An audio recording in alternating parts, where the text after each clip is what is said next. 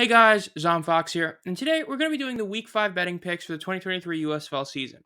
This week is not as interesting in terms of games as the other weeks in terms of, having one really huge matchup. There is one big matchup, but, there's no Generals versus Breakers type match or no, two bottom feeder type of matchup. But there are a lot of games that really do shake up some of the power rankings. So without further ado, let's get started with the Pittsburgh Maulers versus the Michigan Panthers.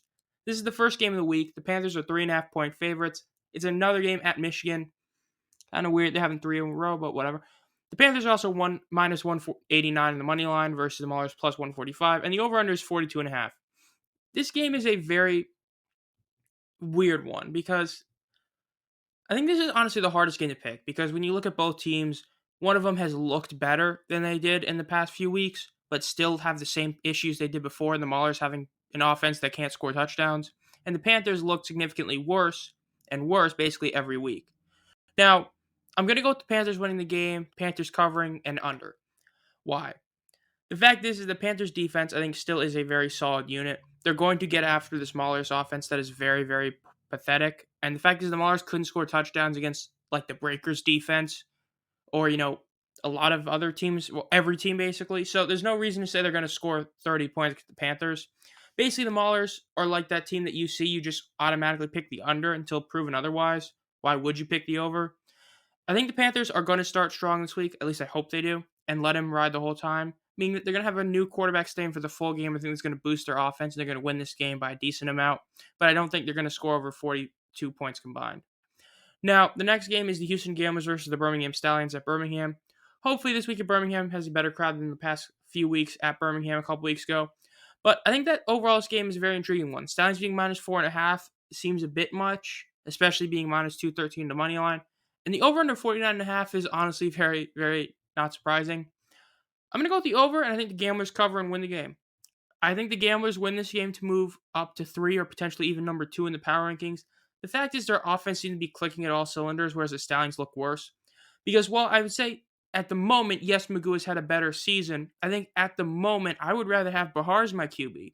Because while Bahar has gotten better every week, Magoo has pretty much gotten worse every week, especially last week where he had a couple interceptions and was really the biggest reason the game was close against the Maulers. Because of that, I'd actually say that Bahar is the better quarterback in this game. So you have that, along with the fact that the Gamblers' offense, just with Mark Thompson and everybody, is unbelievable. I mean, think about it. Is there a single receiver on the Gamblers that you look at and say is a true number one? No. That's a good thing. Because that means that all the receivers are just that good. They're all solid. They all do their job. They have a great running game.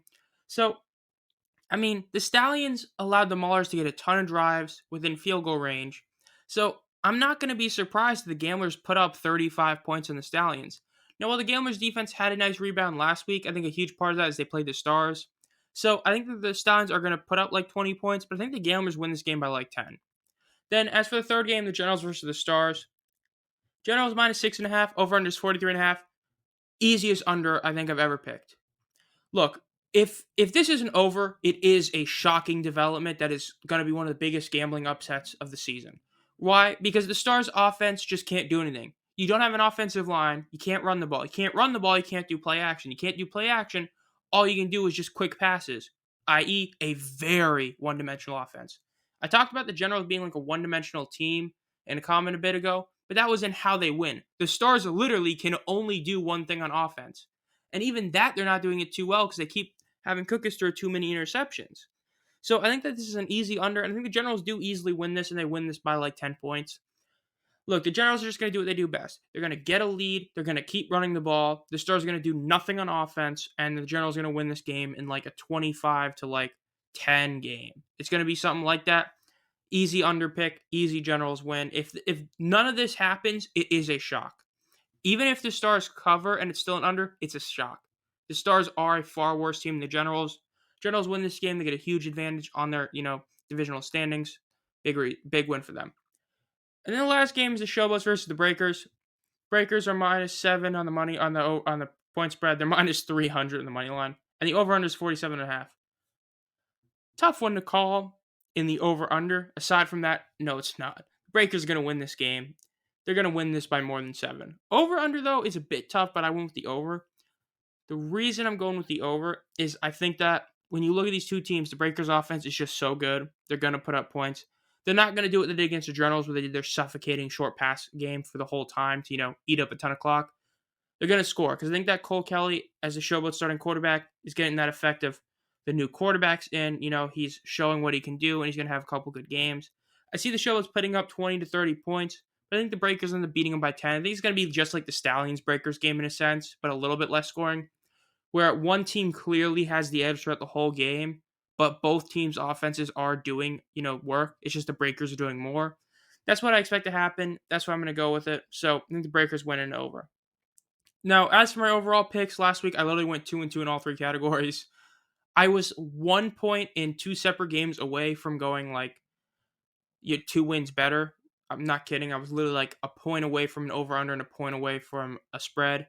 But that sucks. But overall, went 500 for a week. Hopefully we're going to rebound this week naturally. I think this over-under, I honestly really do think is my chance to go 4-0 in that. I really do think that these over-unders are going to go the way I think. Naturally, there's going to be probably one game that's a shocker, but we'll see. Overall, it's been Zion Fox. If you enjoy this content, make sure to subscribe and hit the bell. I do at least 3 videos a week during the USFL season. And as always, have a great night.